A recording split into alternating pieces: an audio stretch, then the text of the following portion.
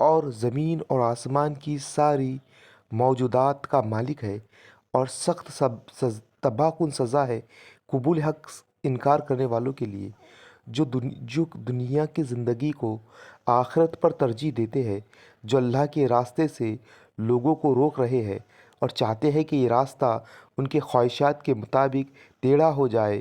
یہ لوگ گمراہی میں بہت دور نکلے ہیں۔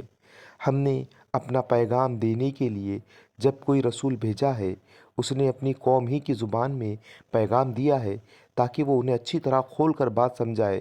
پھر اللہ جسے چاہتا ہے بھٹکا دیتا ہے اور جسے چاہتا ہے ہدایت بخشتا ہے۔ وہ بالادست اور حکیم ہے۔